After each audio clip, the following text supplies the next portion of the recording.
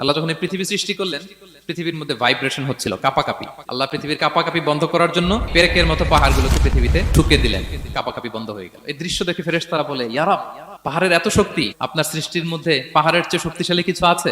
আল্লাহ বললেন আছে। সেটা কি? আল্লাহ বললেন সেটা লোহা, কারণ লোহা দিয়ে পাহাড় কাটা যায়, ঠিক কিনা?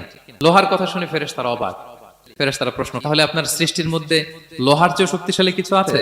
আল্লাহ বললেন আছে। কি সেটা? আন্নার, আগুন। কারণ আগুন লোহাকে কি করে? গলিয়ে ফেলে। ফেরেশতারা শুধু অবাকই হচ্ছে। ফেরেশতারা বলে, আগুনের চেয়ে শক্তিশালী কিছু আছে? আল্লাহ বলে আছে, আলমা, পানি। কারণ আগুনে দাউ দাউ করে জ্বলে ওঠা আগুনের মধ্যে পানি দিলে আগুন অস্তিত্ব হারায়। ফেরেশতারা শুধু অবাকই হচ্ছে। তারা বলে, তাহলে পানির চেয়ে শক্তিশালী কিছু আছে? আল্লাহ বলেন আছে, রিহ, বাতাস। কারণ বাতাস পানিকে একদিক থেকে আরেক দিকে নিয়ে যায়। জলের মধ্যে বায়ুর উচ্ছ্বাস লাগলে জলোচ্ছ্বাস তৈরি হয়, ঠিক কিনা? ফেরেশতারা আবার অবাক হয়ে বলে, তাইলে বাতাসের চেয়ে শক্তিশালী কিছু আছে? আল্লাহ বললেন আছে। সেটা কি? বলতেছে বনি আদম। ওই মানুষ শক্তিশালী যে গোপনে দান করে, এত গোপনে যে ডান হাত কি দান করলো, বা হাত সেটা টের পায় না। পড়েন সুবহানাল্লাহ।